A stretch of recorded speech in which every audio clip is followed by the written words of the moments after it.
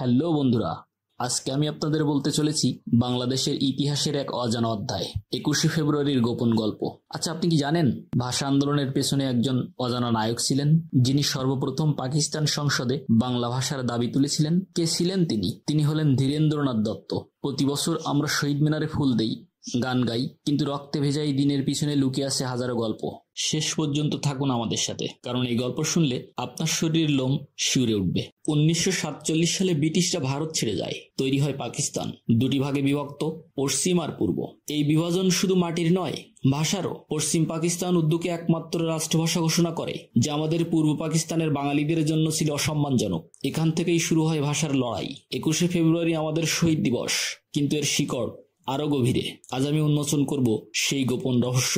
এই গল্পের নায়ক ধীরেন্দ্রনাথ দত্ত একজন আইনজীবী ও রাজনীতিবিদ। 1886 সালে ব্রাহ্মণবাড়িয়ায় জন্ম নেওয়া এই মানুষটি 1947 সালে প্রথম পাকিস্তান সংসদের সদস্য হন। তারপর আসে এক ঐতিহাসিক মুহূর্ত। 1948 সালে 23শে ফেব্রুয়ারি করাচির সংসদে দাঁড়িয়ে তিনি বলেন, বাংলা ভাষাকে উর্দু ও ইংরেজি ভাষার সাথে রাষ্ট্রভাষা করা হোক।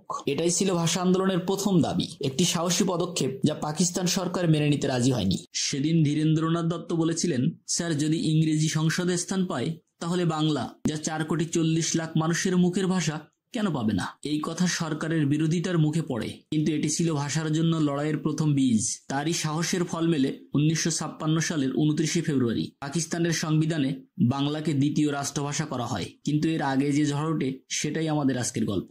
1952 সালের ফেব্রুয়ারির 20 তারিখ সরকার 144 ধারা জারি করে, সভা মিছিল নিষিদ্ধ। কিন্তু রাতে সর্বদলীয় রাষ্ট্রভাষা সংগ্রাম পরিষদ সিদ্ধান্ত নেয় এই ধারা ভাঙা হবে। পরদিন সকাল 9টায় ঢাকা মেডিকেলের গেটে জড়ো হয় হাজারো ছাত্র। তারা রাজপথে নামতেই পুলিশ গুলি চালায়। তৎকালীন ডেপুটি ম্যাজিস্ট্রেট কুরেশি গুলির নির্দেশ দেন। রফিক, জব্বার, সালাম, বরকত নিহত হয় পুলিশের গুলিতে। এই নামগুলো আমরা জানি, কিন্তু আপনি কি জানেন একটি গোপন রিপোর্ট বলে উর্দু পত্রিকায় হামলার কথা আগেই জানতো। এই রহস্য কিভাবে উন্মোচিত হয় জানতে হলে থাকুন আমাদের সাথে। পরবর্তীতে জন্ম নেয় 21-এর স্মৃতি। মাহবুবুল আলম চৌধুরী লেখেন প্রথম কবিতা 21 নিয়ে, কাঁদতে আসিনি, ফাঁসির দাবি নিয়ে এসেছি। আব্দুল গাফফার চৌধুরী লেখেন আমাদের চিরন্তন গান, আমার ভাই রক্তে রাঙানো 21শে ফেব্রুয়ারি। গানটিতে প্রথম সুর দেন আব্দুল লতিফ। পরে 1954 সালে আলতাফ মাহমুদ এটিকে নতুন রূপ দেন। এই গান প্রভাত ফেরির প্রতীক হয়ে ওঠে। জহির রায়হানের জীবন থেকে নেওয়া ছবিতে গানটি জনপ্রিয় হয়।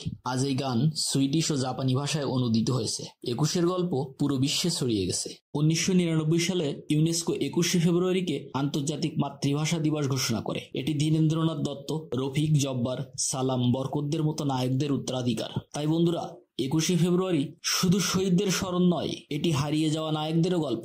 এই গল্প আপনাকে কি ভাবতে বাধ্য করলো? কমেন্টে লিখুন আপনি কিভাবে 21কে স্মরণ করেন।